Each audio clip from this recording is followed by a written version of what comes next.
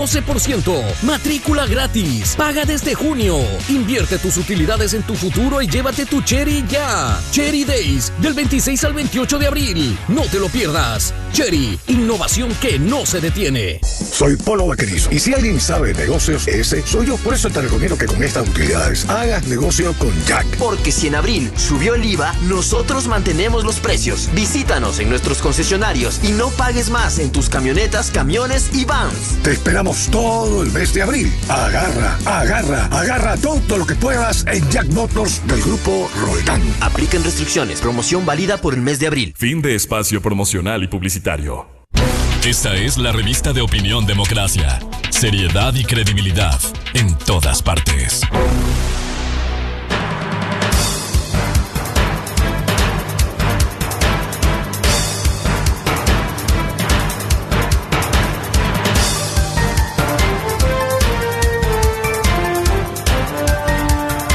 8:26 minutos en el territorio continental ecuatoriano, buscando la verdad y abogando por la unidad nacional en pro de la paz y la seguridad en el Ecuador. Queremos dar la bienvenida a nuestros siguientes invitados en estudios de la revista de Opinión Democracia: el ingeniero Gabriel Secaira, consultor energético, y la ingeniera Catherine Pasos, presidenta del Colegio de Ingenieros Eléctricos y Electrónicos del Ecuador. Bienvenida, bienvenido. El tema que queremos poner en análisis se relaciona con la crisis energética, la crisis eléctrica que estamos viviendo, con algunos anuncios, la posibilidad de restablecer la compra de energía a Colombia. Se ha establecido incluso el precio del kilovatio hora. En medio de estos apagones que estamos viviendo, la incertidumbre luego de lo que se ha reconocido una falta de planificación y por no ir a los temas de fondo estructurales. Pasan los gobiernos, llueve, vuelve el caudal de agua a las represas, se genera hidroelectricidad y nos olvidamos. Hasta el siguiente estiaje vuelven los problemas con un parque térmico en desuso, empolvado, y ahí viene la crisis como estamos viviendo de nuevo hoy. El tema inicial, volver a comprar la energía a Colombia, ¿cuánto puede aliviar a esta crisis? Ingeniero Gabriel Secaira, buen día. Buenos días, Miguel. Buenos días, Catherine. Buenos días a los oyentes. A ver,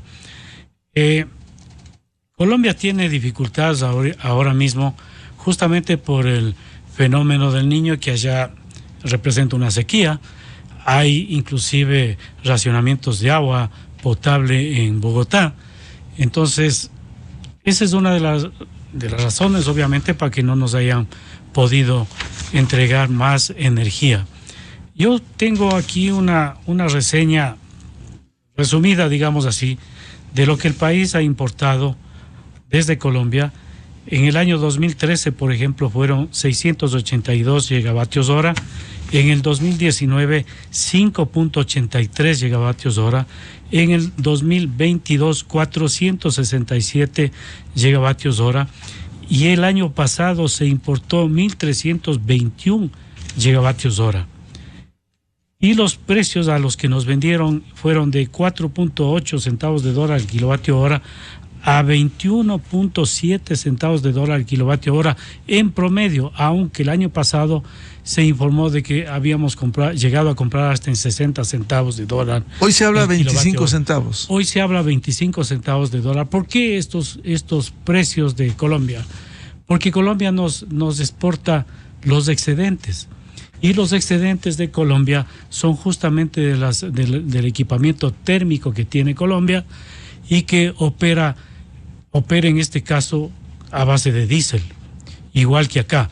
Acá nos llegaría a costar posiblemente 35 centavos de dólar el kilovatio hora, considerando el diésel sin subsidio, lo que hace Colombia.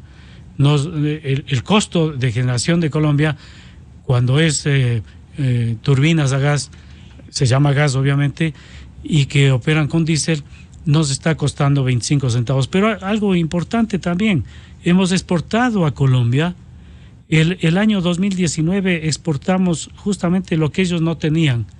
Nos pudieron dar apenas 5.83 y nosotros le entregamos 1.765 gigavatios hora a un precio de 3.84 centavos de dólar el kilovatio hora. Esto es importante. O sea, nosotros podemos exportar algunas ocasiones a Colombia, pero el precio al que exportamos es un precio con una tarifa subsidiada, porque justamente aquí no se consideran el costo de capital que representa construir una central hidroeléctrica o termoeléctrica. Entonces, estas son las divergencias que hay entre los costos que nos vende Colombia y los costos de los precios a los que nosotros vendemos a Colombia. Es algo irracional, o sea, le vendemos a un precio subsidiado. El precio subsidiado debe ser únicamente interno para los usuarios locales, no para Colombia. Eso significa que habría que sincerar el precio. Lógicamente, habría que sincerar el precio. Lamentablemente, el mandato 15 de la Constituyente obligaba al país a no reconocer en la tarifa los costos de capital. Eso es un error. La tarifa está siendo subsidiada tanto en el precio, en los costos de combustible, que son subsidiados, el diésel, como también en los costos de capital. Eso se viene dando desde la época 2008, ¿no? Que es justamente donde se aprobó este mandato. Bienvenida a la ingeniera Catherine Pasos, presidenta del Colegio de Ingenieros Eléctricos y Electrónicos del Ecuador. ¿Cómo ve esta crisis y este tema de reanudar la compra de energía eléctrica a Colombia? Buen día. Bueno, buenos días, Miguel. Buenos días, ingeniero. Bueno, ayer escuché la intervención del ministro, la rueda de prensa que da todos los días. Tengo entendido que ya se estableció la conexión con Colombia y está vendiendo una cantidad mínima para Ecuador, ¿no? Lo que efectivamente, o sea, Colombia no es que no nos da porque tampoco nos quiere, no nos da porque también está pasando por un problema de estiaje igual que el de nosotros y no tiene capacidad, no tiene producción para su propia demanda. Entonces, obviamente, tiene que cuidar primero su consumo interno. El problema es, al reanudar esta entrega de esta compra que le estamos haciendo a Colombia, ¿hasta cuándo será? Porque eso no está establecido. Viene un tiempo, otra vez no tienen energía, no están produciendo, no están generando, entonces nuevamente nos van a quitar la venta a Ecuador. Entonces, ¿hasta cuánto tiempo o de qué dependemos? Porque no es posible que solamente estemos como país dependiendo de Colombia, dependiendo solo de hidroeléctricas, sabiendo que esto va en función de las lluvias, en función de la situación climatológica. Entonces, esta situación no se está tomando decisiones de raíz, decisiones de manera definitiva con proyectos que sean a largo plazo, porque como usted bien lo dijo al inicio, Miguel, se soluciona, viene, llueve, ya tenemos agua en la represa y en los embalses, y otra vez nos olvidamos del tema. Ya tenemos energía, se eliminan los racionamientos y nos olvidamos completamente del tema y no se han tomado decisiones, que es lo que ha pasado en todos estos últimos años. En octubre pasamos la misma emergencia, empezó a llover en diciembre, en enero, y nos olvidamos del tema, ¿no? Entonces yo creo que ya es momento de tomar decisiones ya a largo plazo, a mediano y largo plazo. Lo de la compra a Colombia para mí es algo que se lo debe considerar como algo momentáneo, temporal, pero no para estar dependiente de lo que nos pueda dar o no nos pueda dar Colombia, que es lo que nos ha pasado, nos está pasando ahora en estos 2 últimos meses, de marzo para acá. Esperemos pues que, y lo que indica el ingeniero, o sea, es inaudito, es algo que en ninguna negociación tú puedes ver que estés dando, vendas tú a un precio subsidiado y ellos te vendan a otro valor. O sea, aquí no hay ningún ganar-ganar, aquí estamos perdiendo como país. Definitivamente, ¿no? Esa tarifa, en el momento que a nosotros nos toque vender a Colombia, pues obviamente no debe de ser subsidiado. El subsidio, si se mantiene un subsidio, es para consumo interno, más no para exportación. Vuelvo con el ingeniero Gabriel Sequeira. Ingeniero Sequeira, ¿cuáles debieran ser las medidas a tomar para sentar las bases al menos? Esto no se va a arreglar de la noche a la mañana, pero sentar las bases para un cambio estructural que permita dar certidumbre al sector eléctrico y no estar dependiendo en estos casos solo de las centrales hidroeléctricas, los grandes proyectos, sino también de resolver un problema que no se lo ha podido hacer. A ver, déjeme primero puntualizar un asunto, Miguel. Efectivamente, el ministro habló de la compra de 6.3 gigavatios hora a Colombia. La demanda diaria que tiene el país es de 82 gigavatios hora. O sea, 6.3... ¿Y cuál es la producción? ¿Cuánto se está generando? Ahorita se está generando apenas un déficit de un 10-15% de la demanda. Entonces, depende todo de cómo esté llegando el agua al embalse, ¿no? La única dependencia que tenemos es esa. Entonces tenemos un déficit y por eso son obviamente los racionamientos. Ahora, apenas es menos del 10% lo que se está comprando y no podemos, como dice la ingeniera, depender de Colombia, depender de si llueve o no llueve.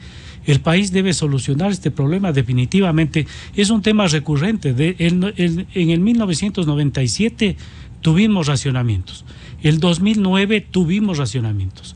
Ahora el 2022-23 tuvimos racionamientos. Y ahora nuevamente, o sea, ¿qué es lo que pasa? El problema es la falta de cumplimiento del plan maestro. Eso es lo fundamental. A esta fecha, en el 2024, debíamos tener instalados y operativos 1.290 megavatios adicionales a los que tiene instalados el país. ¿Qué se incumplió? Absolutamente todo. Se incumplió la terminación de proyectos hidroeléctricos como el Quijos, Mazar Dudas, que son 70 megavatios. No tenemos en operación 205 megavatios de Toachi Pilatón, ¿no? Y no tenemos la producción de las energías renovables que se adjudicaron el año pasado. Son 900 megavatios aproximadamente de lo que se adjudicó el año pasado y lo que se tiene adjudicado en el Aromo y Villonaco a empresas extranjeras. ¿Por qué no se ha iniciado siquiera la construcción de estas centrales? Porque únicamente se ha firmado para los dos proyectos, el Aromo y Villonaco, se han firmado únicamente los contratos de concesión. No sucede así con los 600 megavatios que se adjudicaron de energías renovables. Se tiene que firmar todavía los contratos de compraventa de energía, los contratos el fideicomiso y una garantía de pago para los inversionistas. ¿Por qué no se ha hecho esto? No se hizo el año pasado, es una irresponsabilidad. No se ha venido cumpliendo el plan maestro. Se dice que por falta de recursos. Entonces, si el país no tiene recursos, permitan a la inversión privada, a los generadores privados, instalar generación emergente, o sea, generación termoeléctrica. ¿Y por qué no le permiten al sector privado? ¿O lo limitan? Le limitan completamente. O sea, el sector eléctrico está completamente con una visión estatista. No se abre a la inversión privada. A pesar de que la misma Constitución y las leyes permiten la inversión privada, el sector no lo hace. Falta de regulación, falta de reglamento. Hay demasiados reglamentos, hay falta de regulaciones en el sector. Los trámites son interminables para poder aprobar la construcción de una central hidroeléctrica. Peor aún, para las termoeléctricas no hay opción. cuando debería ser la complementariedad de las hidroeléctricas, la instalación de generación termoeléctrica, fundamentalmente con combustibles que tenemos acá en el país, como fue el oil, siendo barato inclusive el fuel oil de producción nacional. De esa manera se podría evitar la costosa inversión de diésel, que este momento, el año anterior, representó $800 millones para el país. Si se deja de importar diésel y se utiliza combustibles locales, se evitaría este gasto irresponsable hasta determinado punto, pues, ¿no? Entonces, la ingeniera muy bien anota también que la necesidad de instalar termoeléctricas para no solamente suplantar esos 700 megavatios que tiene la SELEC inoperables, sino también para completar la potencia que el país necesita. Ingeniera Katherine Pasos, ¿cuáles medidas debieran tomarse para resolver el problema, sentar las bases que permita dar certidumbre en la entrega del fluido eléctrico? Bueno, efectivamente no hay la normativa ni la regulación, a pesar de que hay la ley para los autoabastecimientos para el sector privado. No hay normativa para la asociación pública-privada. Efectivamente, si no hay dinero, tenemos que acudir al sector privado. Pero si no existe la normativa para lo más básico, que es el autoabastecimiento, ¿cómo podemos exigir a la industria que aporten con su generación, que puede ser, ingresar la generación privada puede mitigar en unos 200 megavatios y quién sabe hasta más? Ese inventario, eso lo tiene que dar obviamente el SENACE, tiene que tener claro cuánta potencia tenemos en generación privada, ¿no? Y que esa generación no solamente sea para el consumo. Hay empresas privadas que tienen generadoras no solamente que abastecen su consumo interno, sino que tienen un excedente y lo pueden entregar a la red, o sea, es decir, aplicar la generación distribuida. Pero si no hay una normativa clara para que estas generadoras privadas ingresen, que era el primer paso que se tenía que haber dado. Luego de esto, pues, proyectos como Cardernillo, que si bien es cierto es hidroeléctrico, pero no es solamente del lado del caudal, es el caudal del lado del Pacífico. Entonces, son proyectos que nos estamos estancando. En Cardernillo ya está el estudio desde el 2011, 2012, y no se les ha dado inicio, no se envía licitación. Efectivamente, si no hay dinero, como dice, entonces vamos a la ley, vámonos a la asociación pública-privada para que el inversionista privado invierta y apueste al país, claro, pero obviamente con reglas claras, ¿no? Ingeniera Pasos, si me permite, usted dice no hay una normativa para avanzar en esta alianza público-privada, y la pregunta simple del ciudadano común diría, ¿qué pasó? En la Asamblea hace pocos meses aprobaron la ley de no más apagones, o sea, ¿qué pasó? Es que precisamente en la ley está el macro, en la ley está aprobada, tenemos aprobado los APP, pero que son las asociaciones público-privadas, pero tengo entendido también los autoabastecimientos, pero si no, y le dio un plazo a la Agencia de Regulación y Control, pero esta no cumplió. Esta tenía que haber emitido los reglamentos y las normativas hasta marzo, hasta inicios de marzo, y no lo hizo. O sea, ahí hubo una negligencia total, sabiendo que nos estábamos nuevamente enfrentando a una crisis energética. La ley lo establece, la ley establece muchas cosas, pero si no están las normativas claras, no se puede iniciar. Y eso no es que les tienen que tomar meses de meses. Si ya la ley existe, las normativas de coger, sentarse, yo creo que en 15 días, 20 días ya debería estar una normativa lista. Y algo que menciona también muy bien el ingeniero es que cada vez que se ingresa un proyecto se demora pero meses para aprobación de proyectos autosustentables. Y eso no es posible, pero es precisamente porque no están claras las normas del juego. Ahora, sabíamos que inicialmente para el abastecimiento era 1 megavatio hasta noviembre del año pasado. En esa época, por la emergencia, subieron a 2 megavatios.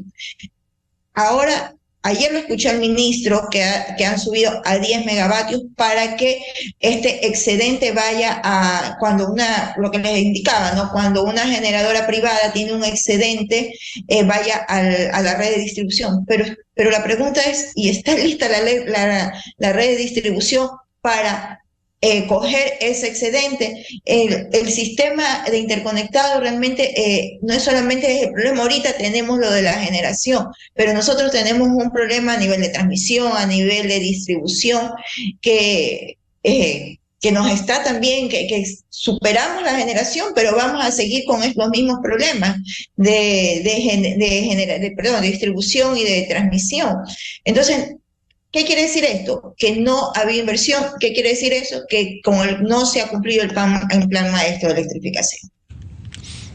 Volvemos al tema del plan maestro de electrificación, ingeniero Gabriel Sequeira. ¿Y qué pasó? Parte de ello con el parque térmico. Cada vez que pasa estas crisis, esta limitación del fluido eléctrico, volvemos a ver al parque térmico como la central de Machala y vemos el estado en el que se encuentra. Así es, justamente hoy día escuchaba que había habido que existe un informe inclusive de la Contraloría sobre las turbinas de Termogas Machala, que se había encargado una empresa para hacer mantenimiento y que ha incumplido. A ver, hay como 6 o 7 turbinas en Termogas Machala que debían haberse hecho el mantenimiento mayor, no se ha hecho. Y hacer el mantenimiento mayor de esas turbinas demanda un tiempo de 10 meses por lo menos. Hay que sacarlas, llevarlas a un taller internacional, volverlas a traer y volverlas a montar. El parque térmico gran parte del parque térmico de Electroguayas es obsoleto y funcionaba con diésel. Entonces eso cuesta más reparar que comprar nuevo y reemplazar. Ese equipamiento que opera con diésel, definitivamente hay que reemplazarlo por equipamiento que opere con fuel oil. Entonces, eso es ¿qué podemos decir? Eso pero esto no es parte de una planificación. Claro, es parte de una planificación que no se ha cumplido. El plan maestro no se ha cumplido. Como decía, estos adjudicaciones no están listas para ser instaladas, y cuando se firmen todos los contratos demorará entre 2 y 3 años tener lista las renovables, o sea, las solares que están adjudicadas. Las hidroeléctricas, que son de mediana capacidad, demorarán de 3 a 4 años. Lo que dice la ingeniera ya hace referencia a Cardenillo. Cardenillo es una central aguas abajo de sopladora de todo el complejo Paute, que tiene una potencia de cerca de 600 megavatios. Lamentablemente el costo de esa central llega a $1.500 millones y el país no lo tiene. Además de eso... Pero ahí viene la alianza público-privada para que lo haga. Sí, puede hacer una alianza público-privada o puede concesionarse también a un privado. Pero se gastaron $30 millones en estructurar el proyecto para licitarlo internacionalmente. No se ha hecho. Mientras tanto se pagó $30 millones de este proyecto y 60 millones para el proyecto Santiago. Esos recursos son nuestros, o sea, nosotros pagamos todo eso y no hay resultados. Entonces, el soporte que debe tener el país es justamente local. Tiene que abrirse la inversión, la posibilidad de que los privados inviertan no solamente en energías renovables como la solar y la eólica, que ayudan al sistema, pero que tienen un factor de planta muy bajo, ¿no? O sea, no tenemos energía firme con esas centrales. Con las centrales hidroeléctricas mejora, pero también hay interés solamente de instalar de proyectos de mediana capacidad. En cambio, reemplazando el parque térmico, no dependeríamos de Colombia. Poder tener la posibilidad de que se instalen 700 megavatios, por decir algo, en generación térmica, que el país muy bien puede permitir la inversión privada con unos contratos a largo plazo que serían de 7 años, de 7 a 10 años, para tener una tarifa conveniente y adecuada, utilizando el combustible local. En el parque térmico, ¿cuánto se está generando hoy? Hoy día debe estar alrededor de unos 600, 700 megavatios igualmente, no más, porque hay 1.800 megavatios aproximadamente instalados en generación térmica, y hay más de 700 megavatios que están afuera y otros que están, como digo, esperando la reparación. ¿Están funcionando los 700 megavatios? Están funcionando los 700, 800 megavatios. Pero no cubre la no cubre demanda. La demanda. O sea, esto debe... Es que, a ver, lo que tenemos en el país es una generación hidroeléctrica en su mayoría, y tenemos una sola central, un solo complejo que permite el almacenamiento de energía, que es Paute.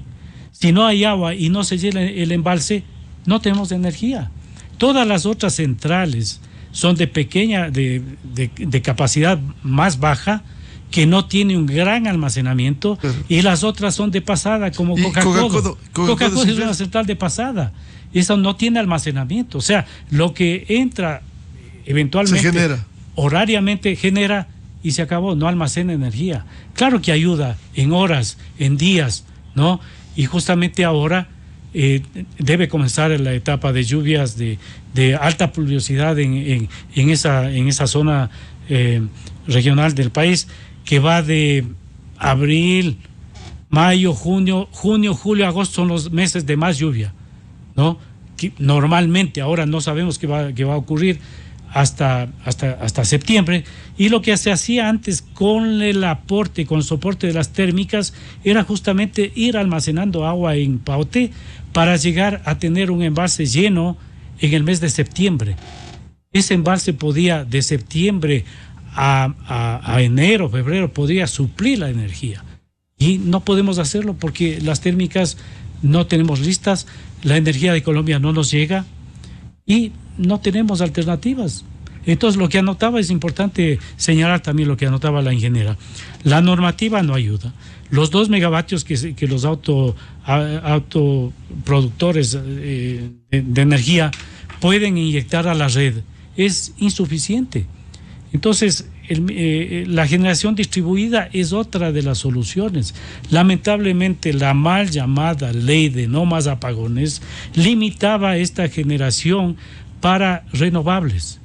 10 megavatios, hasta 10 megavatios se puede hacer con un trámite rápido, pero únicamente renovables. Cuando se puede instalar en todo el país, en determinadas provincias, generación termoeléctrica de 10 o más megavatios. De esta manera se evitaría la construcción de líneas de transmisión inclusive, ¿no? Entonces, ahí están las soluciones. Las soluciones están ahí. Lamentablemente, la regulación no da más. Hoy día justamente se va a tratar la reforma a una regulación que limita a los 2 megavatios. Pero estos 2 megavatios no deben aumentarse a 10 únicamente. Deben aumentarse a lo que las distribuidoras tengan capacidad de esa es de una aceptar. limitación. Es una limitación. Y justamente los privados no pueden cubrir su demanda interna, sino únicamente con 2 megavatios y depender del sistema el resto. Es un absurdo. Ingeniera Catherine Pasos, hay un problema también de gestión administrativa que no ha sido sostenida en el tiempo y que se evidencia esta realidad. Claro, lastimosamente a veces hay que, no es por acusar a alguien ni dar nombres, pero la manera, la administración en las eléctricas, en todo el sector eléctrico, no ha sido eficiente, han sido inoperantes, ha habido negligencia.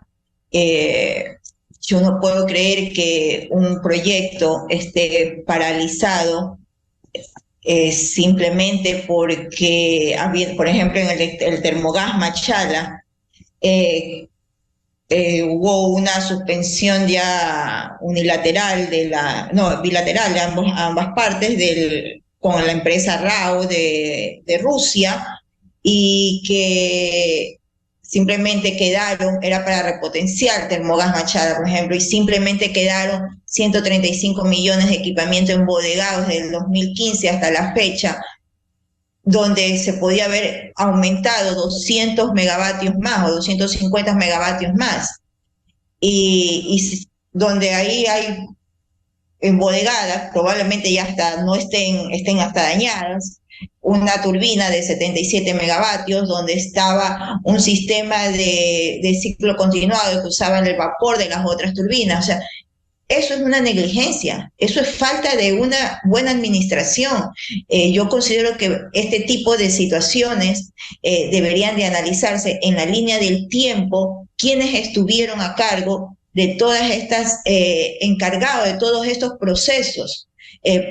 Toachi Pilatón, que desde estuvo, ¿cuántos contratistas pasaron? Como 4 contratistas, se ha gastado más de 900 millones de dólares y ni siquiera no se tiene ni la mitad de lo que se tenía pensado de Toachi Pilatón. Están apenas 49 megas de 250 megas que tenían que estar funcionando, porque todavía falta Ayurquín, que nuevamente se están retomando las negociaciones con esta nueva empresa rusa, ¿no? Y creo que, según lo que escuché, creería que esta empresa se va a cobrar 54 millones más para poder iniciar nuevamente sus trabajos, y se va nuevamente a recontratar con otra empresa. Entonces, todo está en esta línea del tiempo por varios años. Hay que analizar quiénes han estado, quiénes no tomaron las decisiones a tiempo. Realmente dentro del sector hay mucho. Si usted coge el sector, una persona primero está en un puesto, después va a otra unidad de negocio y se pasa rotando sin hacer nada. Entonces, esta línea del tiempo ya, o sea, esto ya debe de acabar.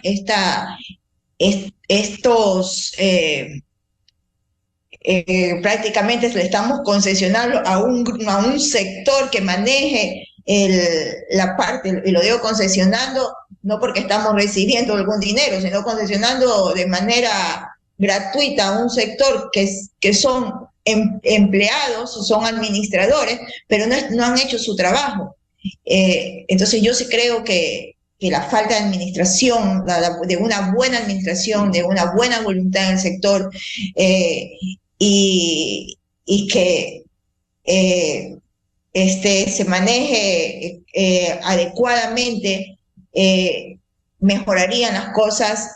Otra situación que nosotros también consideramos como Colegio de Ingenieros es que se debería de crear el Ministerio de Electricidad, ¿ya? Para que las personas que vayan a este ministerio pues sean conocedores del tema y que estén proyectados solamente a este sector, ¿no? Mire lo que ha venido pasando. Tenemos los 2 últimos ministros, ninguno ha sido del sector eléctrico, y mire la situación a la que nos han llevado. Ingeniero Gabriel Secaira, ha habido un problema también de falta de estabilidad y de una muy buena gestión que permita establecer políticas que afronten esta crisis en el sector eléctrico.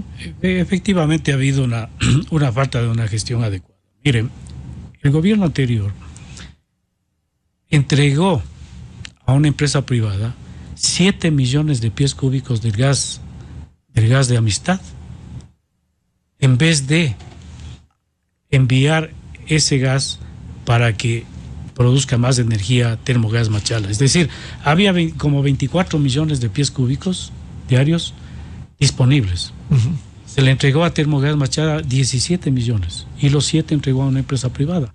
Escuché al ministro que iba a revertir eso. Le felicito, eso debía ser, ¿no? este tipo de resoluciones, de gestión, es perjudicial para el país.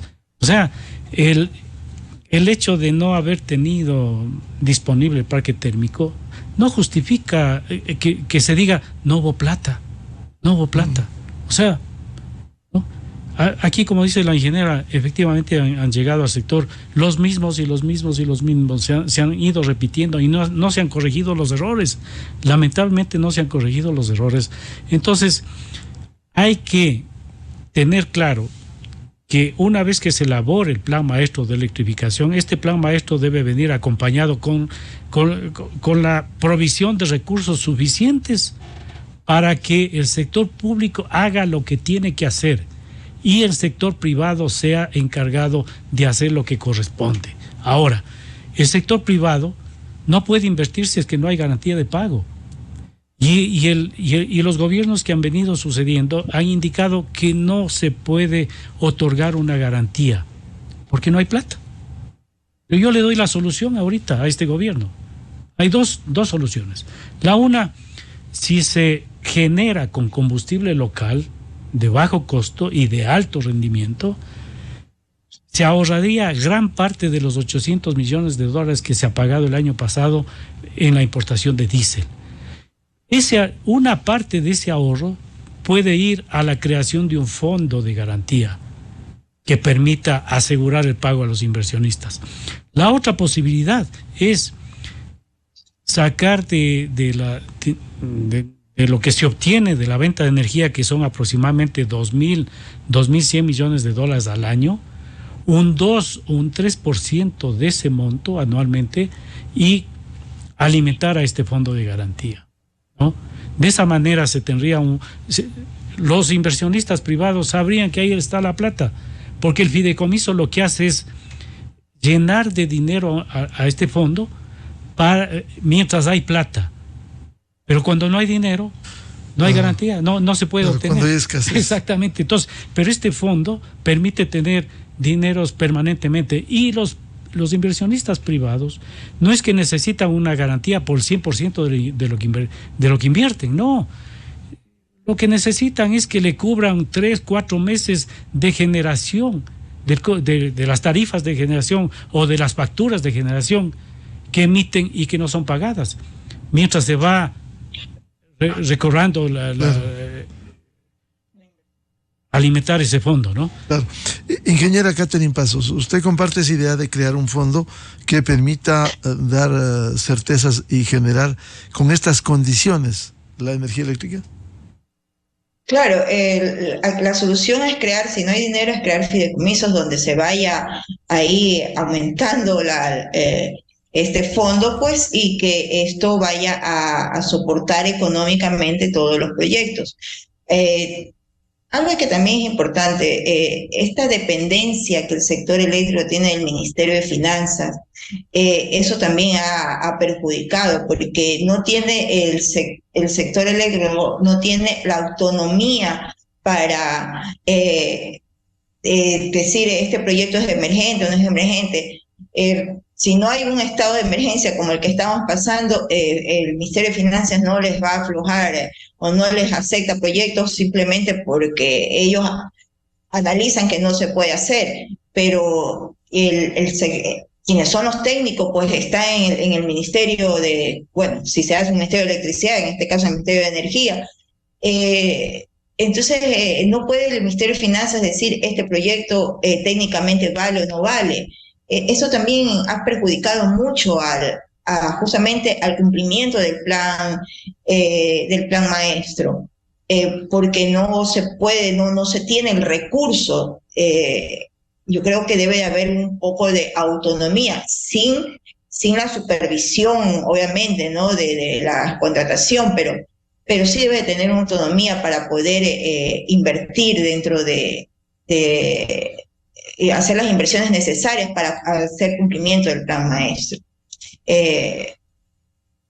Y si se hacen estos fideicomisos, pues también que no va a decir esto lo va a manejar el Ministerio de Finanzas. O sea, todas esas cosas hay que tener claro, porque se llena se va llenando el fondo y después el Ministerio de Finanzas también no va, no, es que esto es para el Ministerio de Finanzas, tampoco no es posible. O sea, todas esas cosas tienen que estar bien claras, ¿no? Estábamos hablando también, por ejemplo, de los autogeneradores.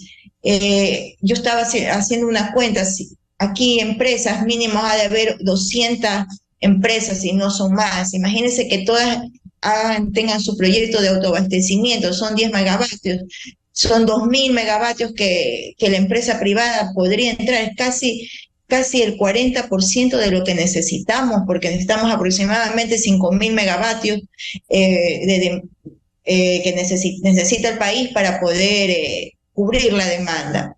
Entonces, todas estas cosas, y yo creo que deben de impulsarse, ir y apostar más al sector privado, darle más las condiciones justas y las condiciones y asegurar las condiciones, la parte regulatoria, para que el sector privado arriesgue también, porque tiene que hacer una inversión y como dice bien el ingeniero, pues de alguna manera tiene que haber alguna compensación con las tarifas, con aranceles en la importación de equipamiento y todo este tipo de cosas para que el sector privado también nos colabore al país, ¿no? Aportando con esta energía. Bien, muchas gracias por aportar al debate y al análisis de la búsqueda de soluciones a la crisis eléctrica que vive el Ecuador. Ojalá sentar las bases al menos para que no sigamos viviendo estos sobresaltos de cortes de energía. Muy amable al ingeniero Gabriel Secaira y a la presidenta del Colegio de Ingenieros Eléctricos del Ecuador, Catherine Pasos. Muy amables. Muchas gracias, Miguel. Buen día. Muchas gracias. Con esto cerramos la jornada de entrevistas y debates, la opinión diversa y libre en la revista de Opinión Democracia. Les recomendamos ya bien en Exa FM el show de la papaya y a los miles de seguidores de la revista de Opinión Democracia, muy amables, les deseamos un feliz martes a todos. Muy buen día. La revista de Opinión Democracia, buscando la verdad en todas partes.